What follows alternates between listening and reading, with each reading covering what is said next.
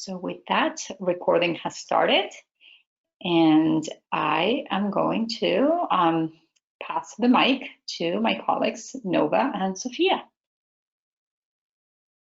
Great, thank you, Leticia. Hi, everyone. This is Nausha Nova. I'm an associate in the GIIN's research team and worked closely with Sophia and a few of my teammates on the 2020 annual survey.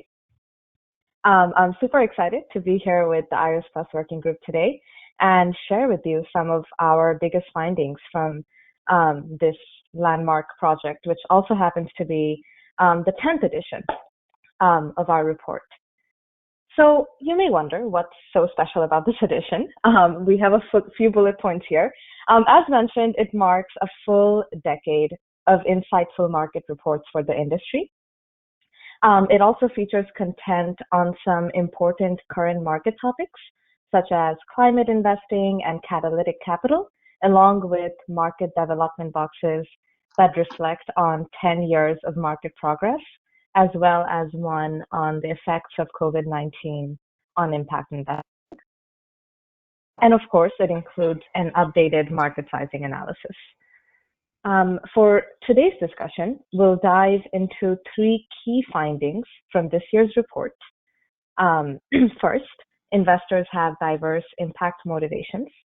Second, the market is growing in depth and sophistication, and IMM is central to that. And third, impact investors hold a positive outlook for the future despite headwinds. So without further ado, let's start with the first of these findings. Investors have diverse impact motivations. I'll first walk us through some sample characteristics so we know who's driving these results. This year, we had more organizations participate in the survey than ever before, 294 impact investors, representing a wide range of characteristics. Throughout this presentation, I'll be using the words respondents and investors a lot, but just to clarify, we're referring to organizations and not individuals. So respondents were headquartered in 46 countries, with the top 5 being the US, Great Britain, Canada, the Netherlands, and Switzerland. It's notably one emerging market was a close 6th as well, Brazil. The majority of respondents exclusively make impact investments, while 40% also make impact and conventional or impact agnostic investments, but reported only on their impact investing arm. Most respondents made their first impact investment within the last decade, and collectively all respondents manage $404 billion in impact investing assets, with 3 large outliers accounting for almost half of that figure. Another one to note that's not mentioned here, just over 2/3 of respondents target market rate returns. With that, if we move on to the next slide, we see that respondents also represent diverse organization types. Like years past, the sample is mostly made up of for-profit asset managers, followed by not-for-profit asset managers, foundations, and DFIs. Respondents also target a wide range of SDG-aligned impact themes in their work, and the top ones reflect a commitment to the provision of basic services, as we see here. Nearly 75% of impact investors target decent work and economic growth, and over half target no poverty, good health, and reduced inequalities. So that was a little bit about some of the organizational characteristics and impact objectives of our respondents this year. Now I'd love to dive a little bit into how capital was allocated as of the end of 2019 across geographies, sectors, and asset classes. So as mentioned in the previous slide, the 294 impact investors in our sample collectively managed $404 billion in impact investing assets, but excluding the 3 large outliers, the figure was $221 billion, as you see on this slide. As of the end of 2019, the largest chunk of this AUM was allocated in the US and Canada, followed by Western, Northern, and Southern Europe, Latin America, and the Caribbean and Sub-Saharan Africa.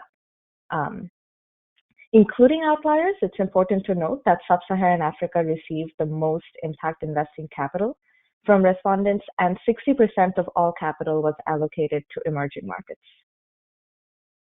We've also conducted some analysis on trends among repeat respondents from the 2016 survey. And in terms of aggregate growth over the last 4 years, among those respondents, Western, Northern, and Southern Europe have seen the highest compound annual growth rate at 25%, followed by East Asia and Southeast Asia, followed by Latin America and the Caribbean. I think if we click, those numbers will show up because I realize it's a lot of talking. Okay, moving on to the next slide, we see here AUM allocation by sector of investment, excluding outliers. And the largest volume of capital was allocated to energy as of the end of 2019, followed by financial services and forestry. But it's important to note that in terms of which the most popular sectors were by percent of respondents who have at least some allocation in them, we see an even greater commitment to basic services because the top ones are food and agriculture at number 1, followed by healthcare, energy, and education. And as for collective growth over the last 4 years among repeat respondents, WASH saw the largest increase at 33%, followed by financial services and healthcare. Those should also show up with one click. Perfect. Great. Moving on, here we see that impact investors are deploying capital across both private and public markets. Excluding outliers, private debt is the instrument through which most AUM was allocated in 2019, while private equity is the most common asset class in terms of percent of respondents with at least some allocation through it. We see public equity up here in second place in terms of capital allocation, but it's important to note that in terms of percent of respondents, it only makes up 17% of the sample compared to, say, the 70% for private equity or the 60% for private debt. So it's a relatively smaller share of the sample that's driving this activity in public equity, mostly foundations and for-profit asset managers. In terms of aggregate growth over the last 4 years, public equity did see the highest growth at 33%, followed by real assets and publicly traded debt. So this gives you a sense of how impact investors in our sample allocate capital. But before we move on, let's take a quick look at the GIIN's updated estimate of the size of the impact investing industry. So before we show you the figure, which you may already have seen, the GIIN did start with a bottom-up approach, primarily through triangulating AUM data gathered through various survey instruments that we have in our database. We then took a top-down approach using a methodology that took that AUM data and estimated the final figure. It's also important to note that there is a significant difference between last year's estimated size of 502 billion and this year's figure. And that is a consequence not just of a combination of growth in the market, but also a stronger, richer data set on our end. That said, the market size overall is $715 billion US, consisting of at least 1,720 impact investing organizations. And goes without saying, respondents to the annual survey make up only a subset of that larger group and manage a proportion of that full market sizing AUM. So overall, tying back all of this information that I just shared with you, there's a lot of diversity in the field in terms of who the players are, as well as the kind of impact that they seek to achieve across organization types, geographies, sectors, and asset classes. We also see evidence of rapid growth and increased sophistication in the industry as more and more respondents allocate capital to previously ignored geographies and sectors, as well as through public markets in addition to private markets. But moving on to our next key finding, we look deeper into that growth and realize that impact measurement and management, that is IMM, is also rapidly growing and evolving along with the market, which is another big finding from the survey. Before we go to the next slide, oh, that's also fine. I want to reiterate one of the reasons why this report is so special. This year, we asked respondents not just to reflect on progress and challenges over the last year, but rather the last 10 years, which really brought to light just how much the industry has grown over the decade. Moving on to the next slide, we see here that the large majority of investors perceive at least some progress across the board, with large proportions also noting significant progress in industry research and the sophistication of IMM. On a less happy note, a quarter of respondents perceive no progress in government support for the market, and 22% cite no progress on suitable exit options. We didn't actually put this on the slide, but for more information, please refer to the full report. We also asked respondents to note which one of these they perceive to be remaining challenges in the industry, and over half of respondents cited appropriate capital across the risk-return spectrum as a significant challenge, followed by just under half stating that the sophistication of IMM remains a significant challenge. And that full chart will be in the report as well. So the fact that the market has grown in depth and sophistication is also reflected in what respondents perceive to be the top challenges facing the industry in the next 5 years. In the next slide, we see what those are. We asked impact investors to rank their top 3, and this chart shows the percent of respondents citing the particular challenge as one of their top 3. So the top challenge clearly indicates the top 3 challenges, or actually more than 3 challenges, clearly indicates the need for greater transparency around impact results. We see impact washing at the top, with 2 in 3 investors perceiving this to be a big challenge moving forward. And reflecting the increased sophistication of IMM, over 1/3 of investors also cite the inability to demonstrate impact results and the inability to compare impact results with peers as one of the industry's top challenges in the next 5 years. I think it's important to note here just how timely and urgent the GIIN's work is right now, particularly around the core characteristics of impact investing, as well as the joint efforts of IRIS Plus and the GIIN's impact performance studies, which I know Leticia will touch upon in a little bit. But this also reiterates the importance of all the amazing work that each one of you are doing to move this industry forward. And it's just another reminder for this group and the GIIN to continue working together to redesign and even reimagine how the market could evolve in the next few years. On that note, let's move on to the next slide and look at some of the most commonly used tools and resources used to measure and manage impact.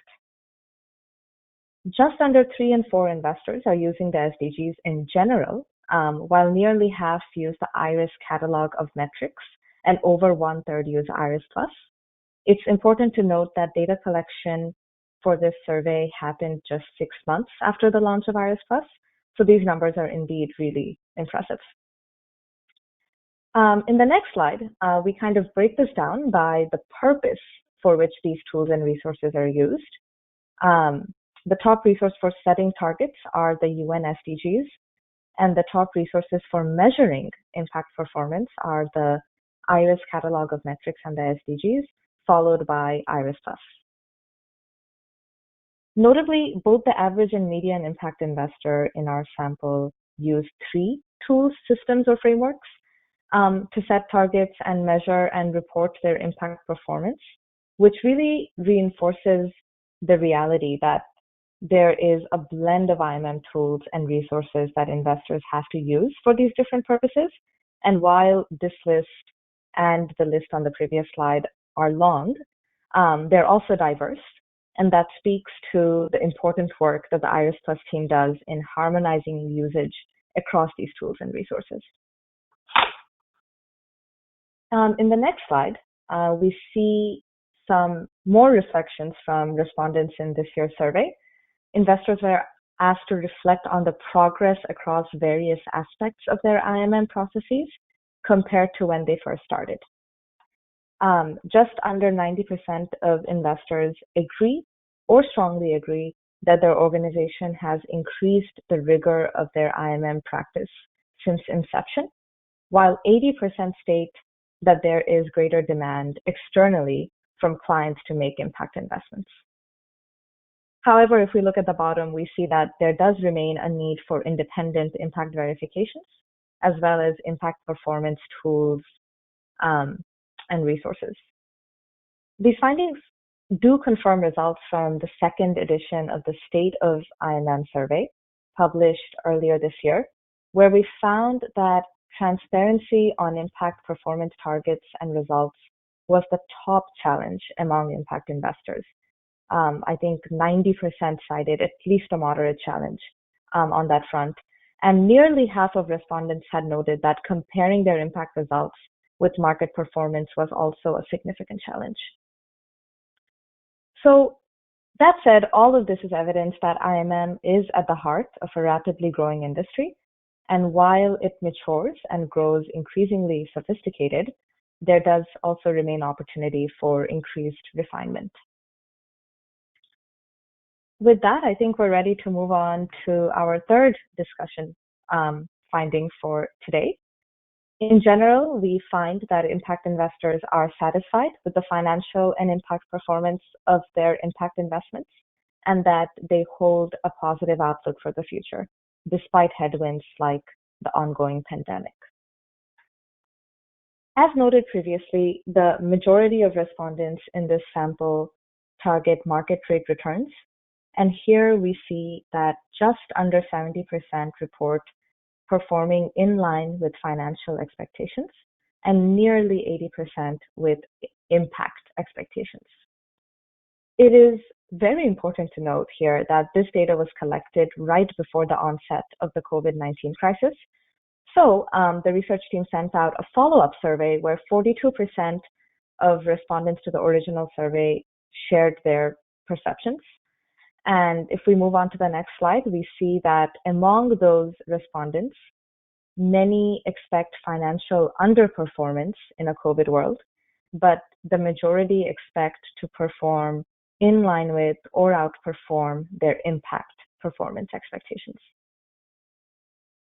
Some of the GIIN's recently published research as part of the R3 coalition efforts also shed additional light on how impact investors are stepping up during this ongoing crisis. So I'd definitely encourage the group to take a look at those as well.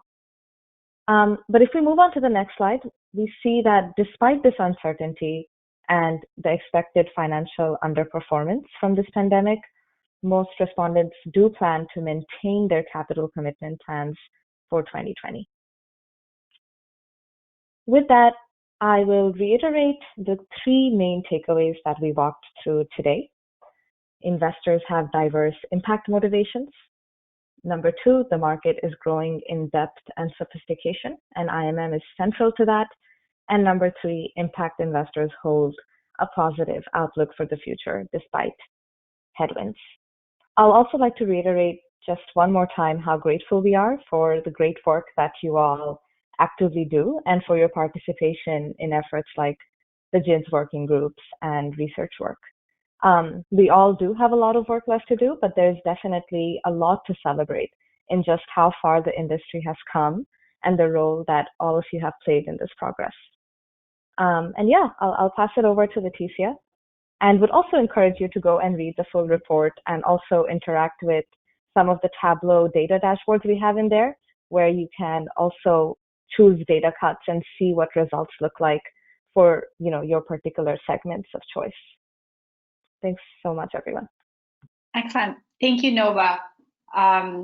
We are going to move to a quick IRIS Plus update, but I encourage you, I'm sure you have a lot of questions, so please use the chat box and just send your questions, and we'll open up to Q&A soon, and we'll have plenty of time for Q&A. So feel free to ask all your questions on the chat box.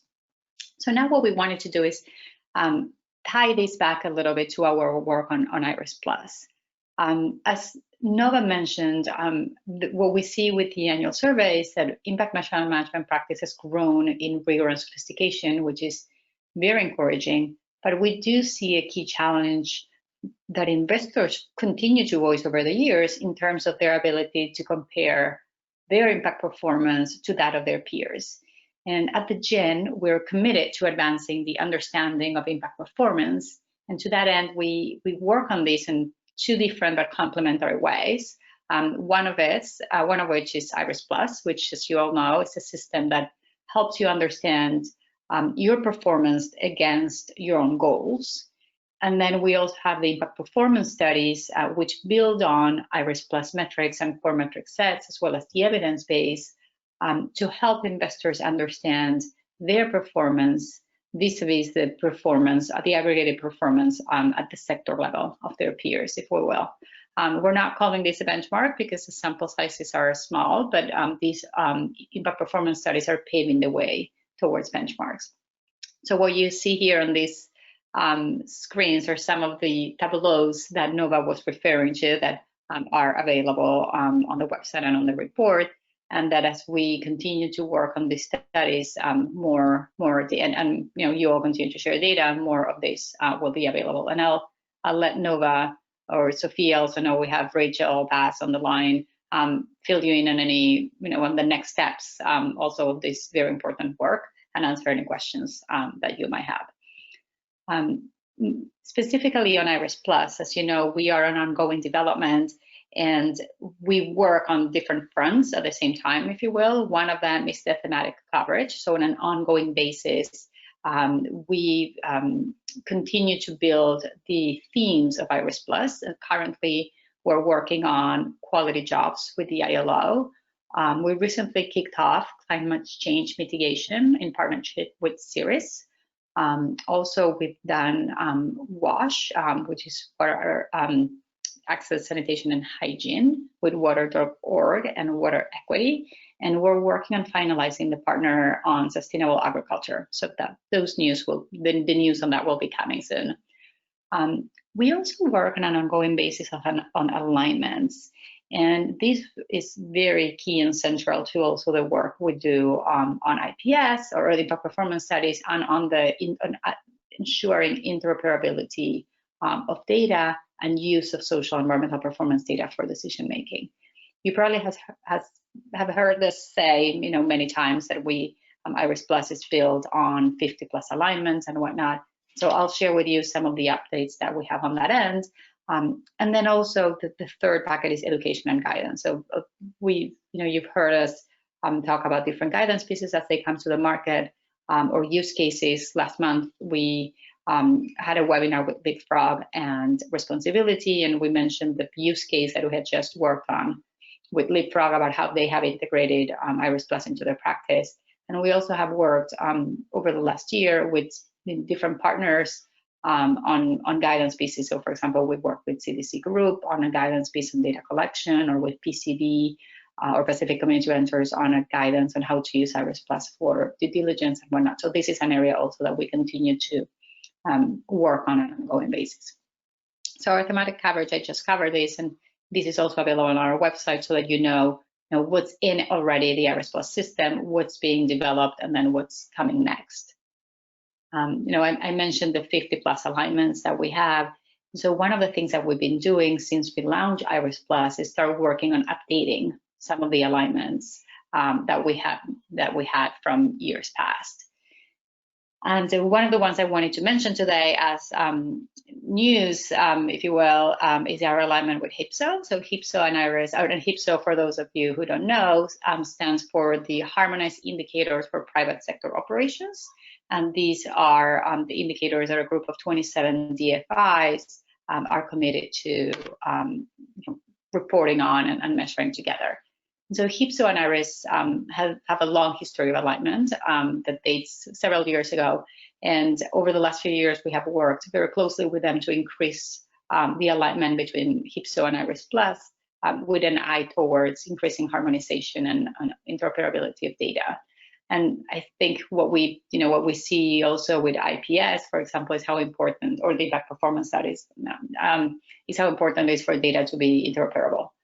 Because, for example, that allows you to know, for example, if you're a DFI and you refer to a HIPSO indicator, but that's aligned to an IRIS metric, then that data can be used, all IRIS aligned data can be used to inform the development of the tableaus and the aggregated analysis that we see our research team is doing great work with on the impact performance studies. So coming back to HIPSO, we just published the summary 2-pager, which is what you see here on the left-hand side of the screen. This is up on our website. And then we also have the detailed spreadsheet. So the PDF for the 2-pager will give you an overview of the history and the alignment. And then on the detailed spreadsheet, you can see each of the indicators of HIPSO and how they align to different IRIS metrics. We're at 91% alignment with HIPSO, which is higher than we've been ever before. And we, as HIPSO continues to add new indicators to their list, we continue to work on maintaining the alignment with them. What this looks like for others, just so you have an idea. So we do these individual alignments with specific partners. For example, with HIPSO, we've done one with with OECD and the THK group, and so we do all these individual ones, and this is the ones that we refer to as the 50+, right? And GRI and SASV and VLOG and whatnot.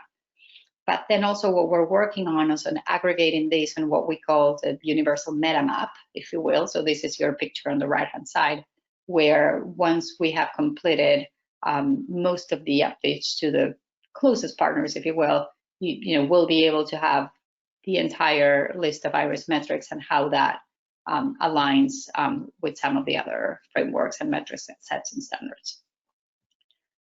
So with that, we are going to open up to our Q&A. So I see a number of questions here on the chat box, so I'm going to start going through those, and please keep them coming because we have plenty of time for Q&A.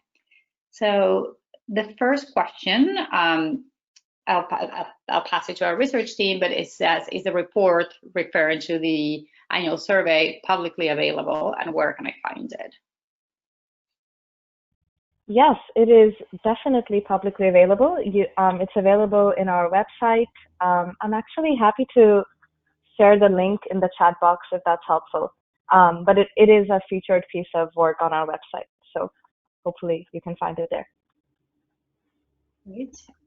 Did the survey provide any insights about the use of or desire to use data science, AI, and machine learning with regards to IMM? I think that's a really interesting question. And while the survey doesn't directly provide that this year, but last year's survey did include a deep dive on the role of tech in impact performance and analytics. So would encourage exploring the 2019 edition for that. Thank you. The next question says, the survey focuses on the buy side of impact investment. In other words, the impact investment asset managers who are looking to make impact investments. The question is, how is the sell side evolving? In other words, the actual impact projects and assets that are becoming available to investors to invest in. Have these grown over the last decade?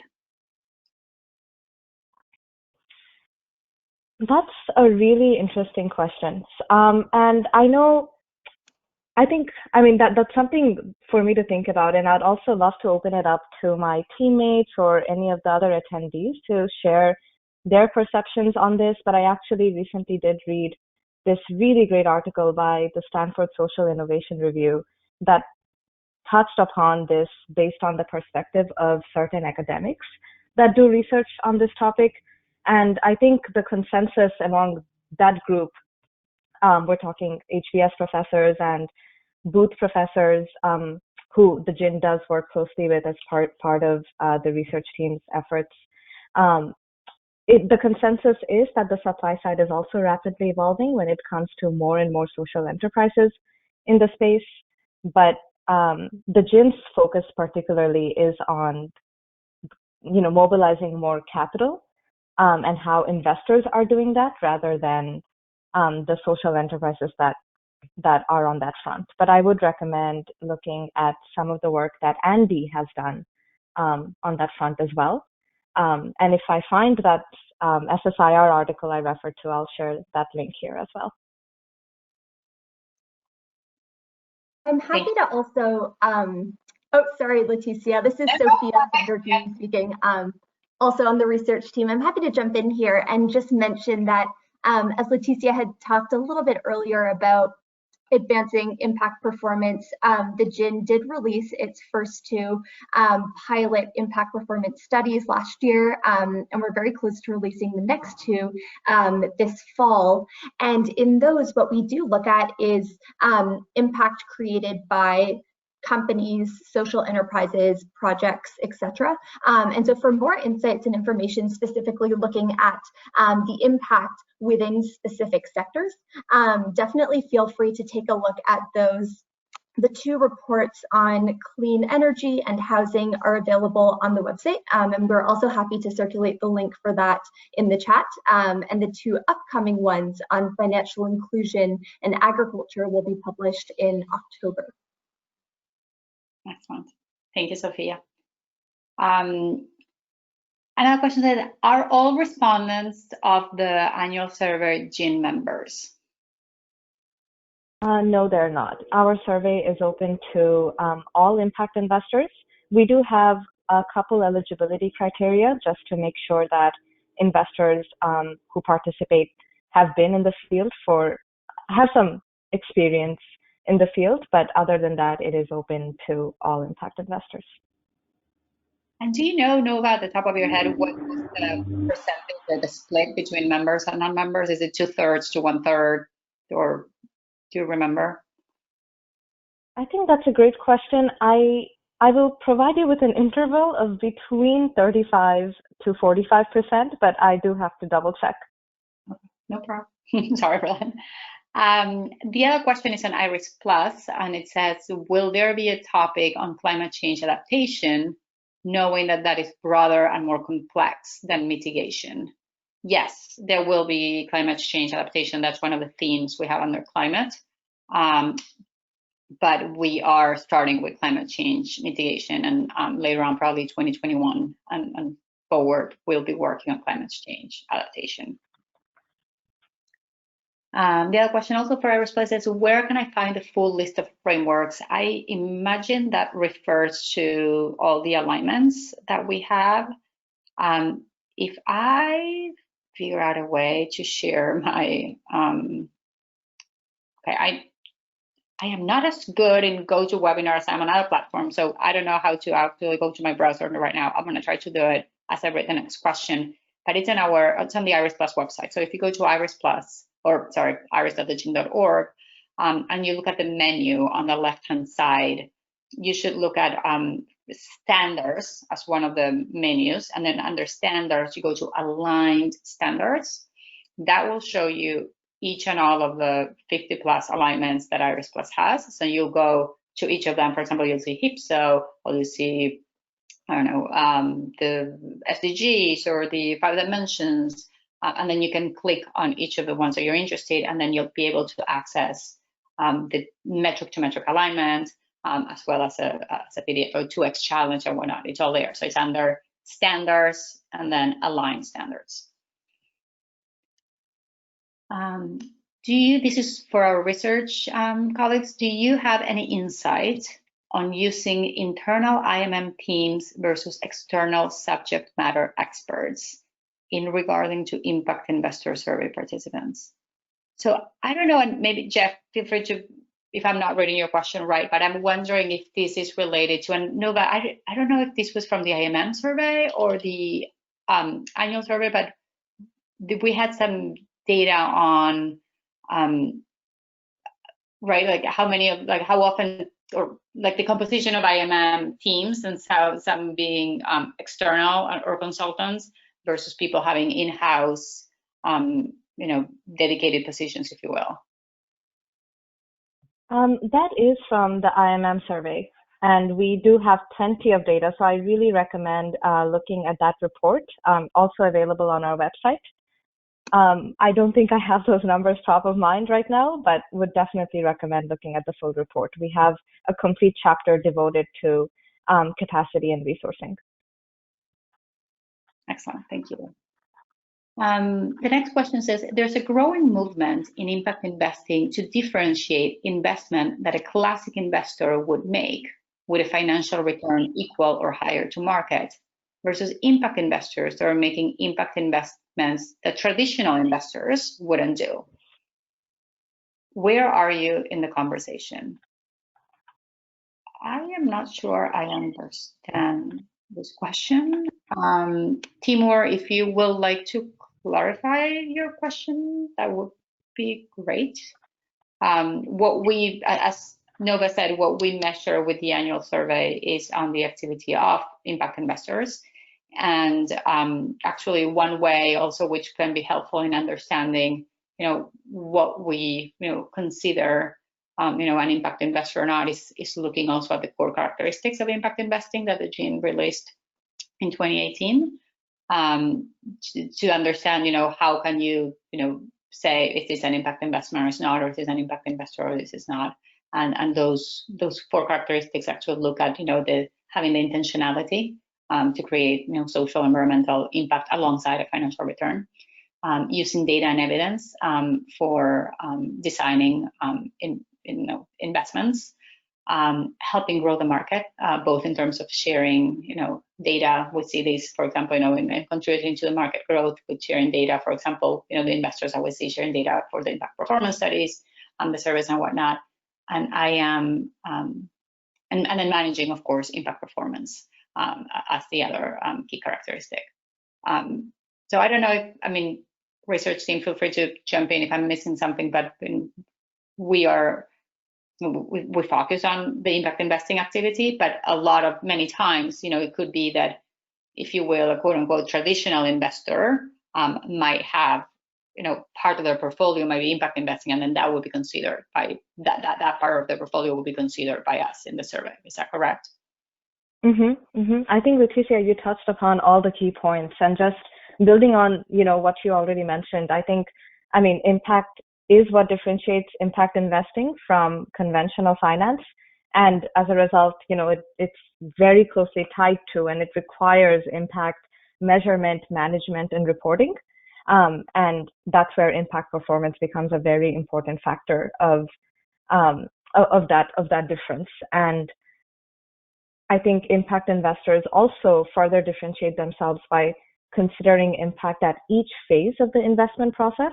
As my colleague Sophia also mentioned, we are working on the impact performance studies for financial inclusion in agriculture right now. And I think, one of the things that we're seeing is real transparent impact results. And that's impact investors are regularly measuring, impact investors are sharing that data with us. And I think that those are some key characteristics of investors who not only have that intent to create impact, but also actively measure, manage, and report their impact. Great, thank you. Sophia, feel free to jump in as well. I think also, and this is coming from Sophia, but saying that for those interested in capacity, you can look at page 48 of the latest impact measurement management report, where we see that 51% of respondents use external consultants. Okay, great, thank you. So that goes back to the other question of internal capacity versus external consultants. Ibrahima, hi, it's nice to see you. I have a question about impact measurements, and he says, impact measurement may involve field visits in order to get reliable data. Did the survey ask about the possible impact of COVID-19 on data collection approaches?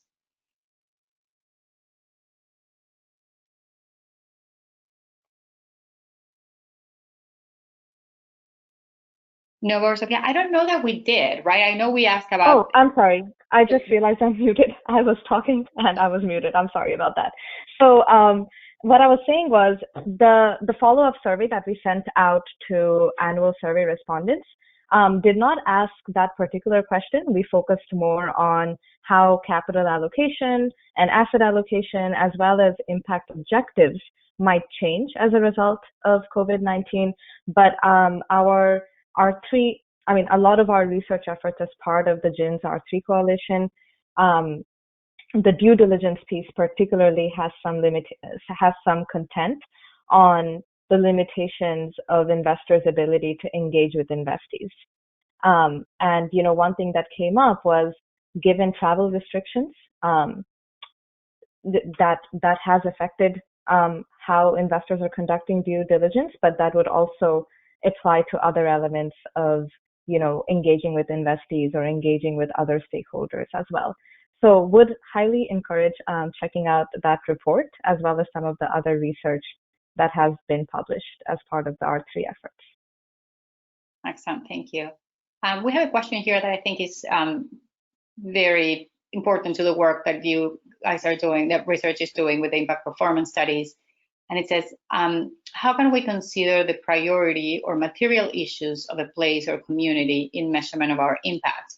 The differences of where investments take action often means comparability is difficult. And I know that the research team has worked extensively on understanding contextualization, and they have developed a very rigorous methodology for doing this comparison. So Nova or Sophia, would you like to share a little bit more about the methodology that we are using for being able to compare, but at the same time contextualizing the results? I love this question. I can share a little bit of my thoughts, and then of course invite Sophia to add in as well. But I think, as a team, we've spent so much time thinking about how to appropriately contextualize all of these impact performance findings.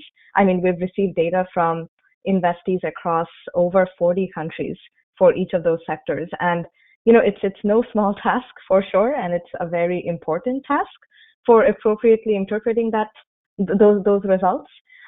So one way in which we are weighting all of our impact performance data is by the scale of the problem in the country of investment.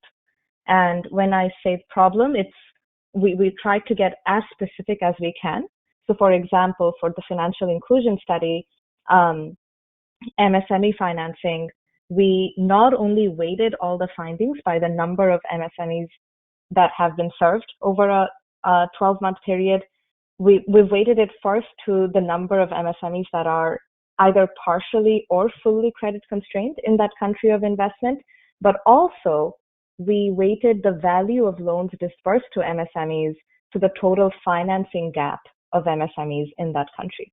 I realize it's getting a little technical, so I won't dig too much deeper, but I'm excited to share the report with you all in a few months. But we're really paying a lot of attention to how we weight those findings. And the benefit of something like this is that, we enable comparison across a sample that has so much diversity, but it still preserves the important context of that particular investment. I think that's just it, Noshin. And the only other thing that I might add is the piece around context. I think what's really exciting about this particular piece of work is the evolution between even what we released last year in October and what we've been working on since. And one of the big sort of lessons learned or big takeaways was that context is critical to absolutely everything.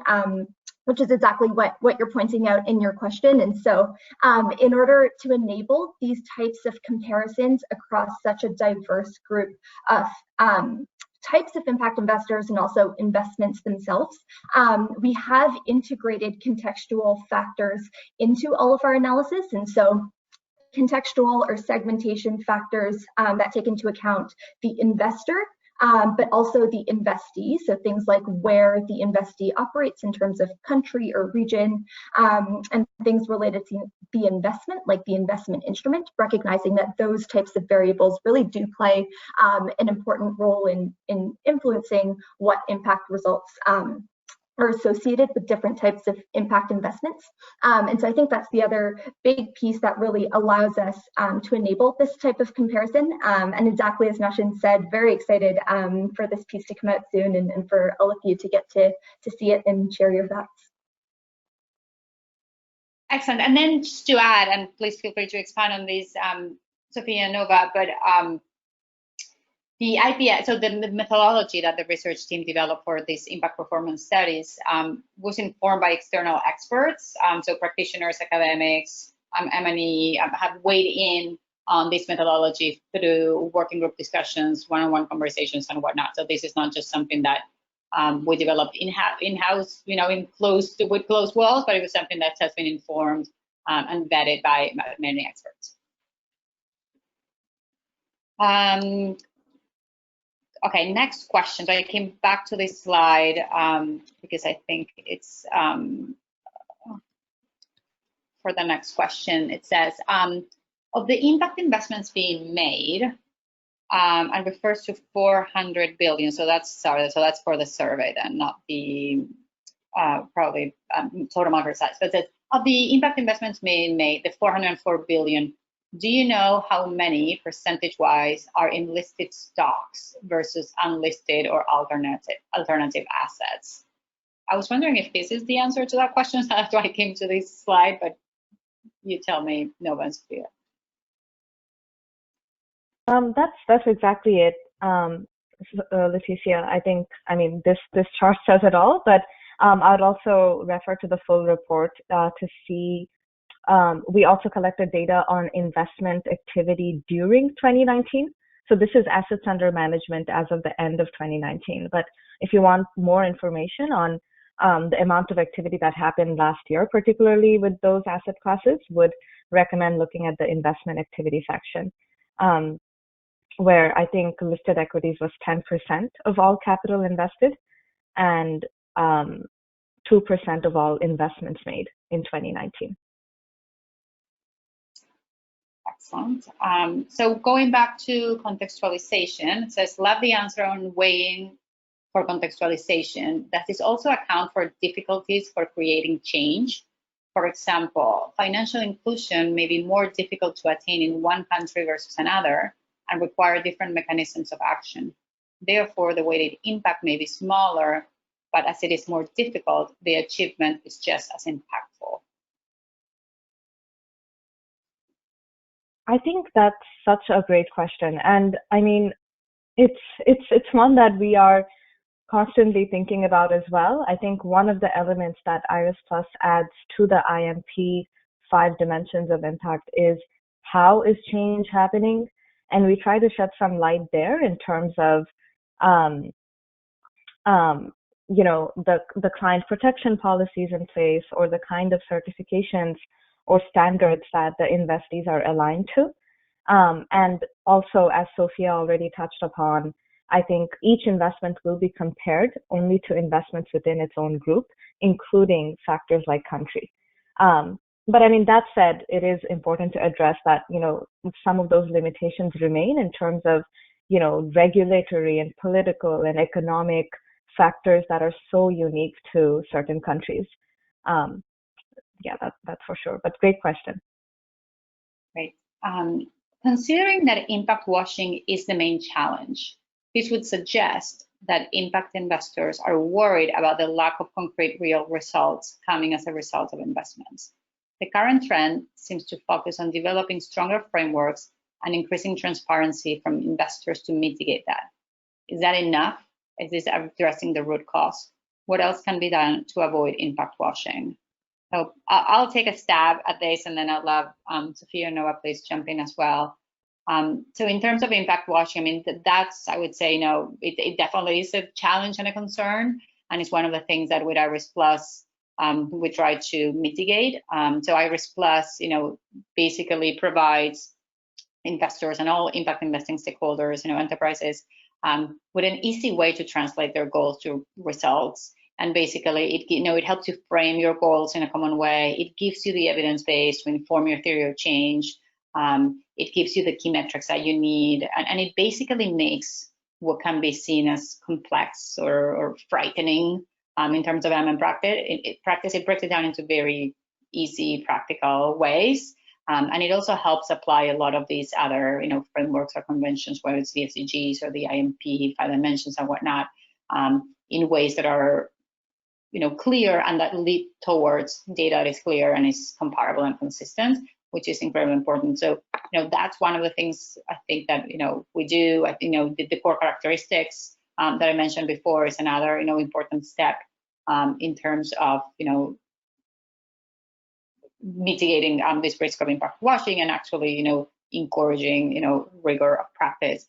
The other thing, which I think you mentioned on transparency, and it's very important, we're working on the IRIS Plus side on a new functionality, and we'll be talking about more about this fall, to promote and reward transparency of investors in terms of the IMM practice. So more of this will be coming on our side in the next few months.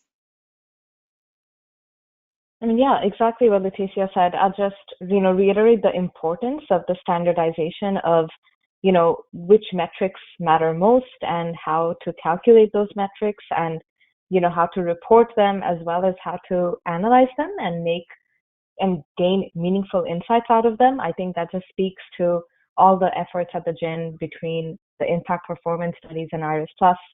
But, broadly, I think it's also important to note that, we should continue encouraging transparency around impact investing practice.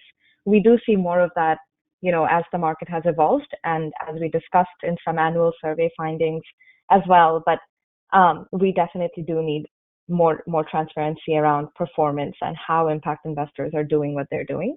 And lastly, I think, impact washing is also a symptom of an industry that's growing so quickly. And it is a symptom of market growth as we move forward. But I think this is such an important question to ask. So thanks for asking. Great, thank you, Nova. Great point. Conscious that we only have 5 more minutes, so we're going to go through a couple more questions and then we're going to wrap up. One of the questions, I think this goes for IRIS Plus. It says, by being relatively prescriptive in the measurement categories and KPIs, are we restricting the ability of our organizations to create positive impact?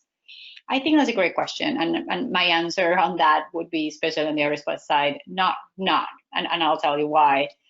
So with IRIS Plus and the core metric sets, there are, the core metric sets provide those, metrics that have been agreed upon by the market as being, the common set and the, important for each of the different, goals or whatnot.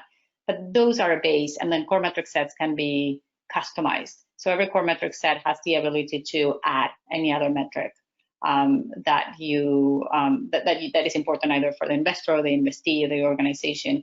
And we do that because we want to marry, both the benefits of standardization. Without standardization, we don't have comparability, but also allowing for, the customization and understanding that, each investment and each organization is different, and that you need to have that ability to choose what's unique and important to you.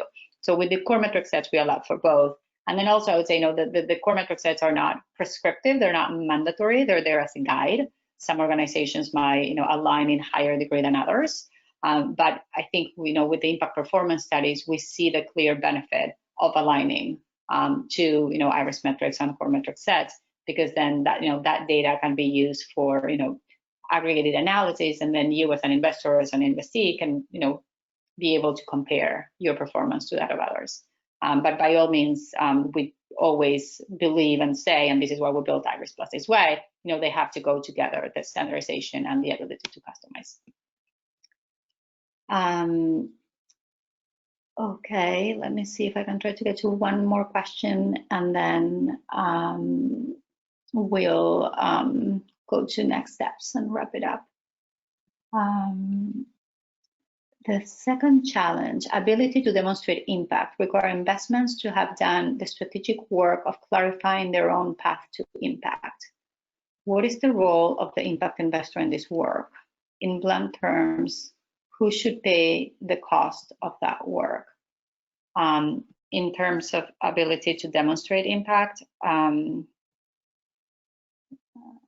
think it goes to this challenge, right? The second here. Nova, I have some thoughts here, but do you have any other insights that came from the survey in terms of this second challenge of inability to demonstrate impact results?